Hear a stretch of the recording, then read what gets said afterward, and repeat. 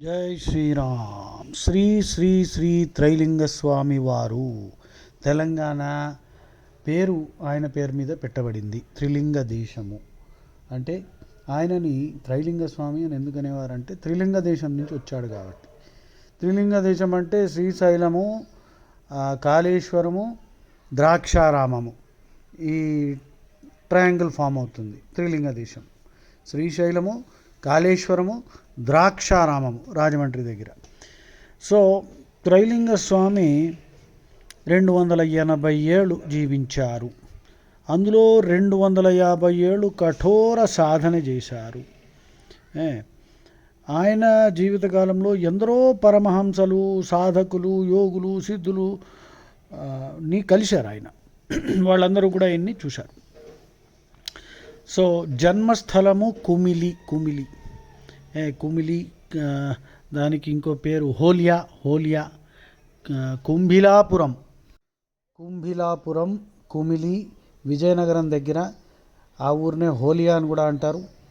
అక్కడ ఆయన 72 ఇయర్స్ ఉన్నారు. ఆ తర్వాత మొత్తం దేశమంతా తిరిగారు. టిబెట్, బర్మా, హిమాలయాస్ మొత్తం తిరిగారు.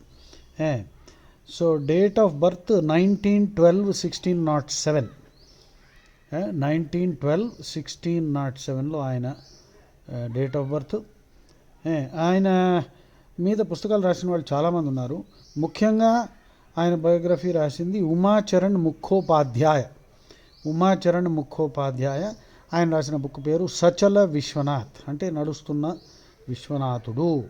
కాశీలో శివుణ్ణి విశ్వనాథుడు అంటారు కదా, నడిచే శివుడు, వాకింగ్ శివ అని రామకృష్ణ పరమహంస కూడా అన్నారు.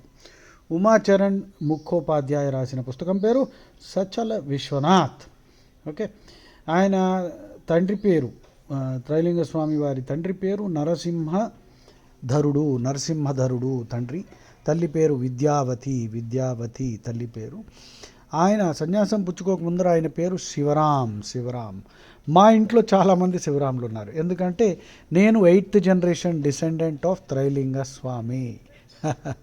సరే, అంటే అది మరి మా తాతగారు వడ్డాది సీతారామాంజనేయ కవి, ఫ్రీడమ్ ఫైటర్, ఆయన మాకు చెప్పారు ఆప్తవాక్యము. మా నాన్నగారు కూడా చెప్పారు.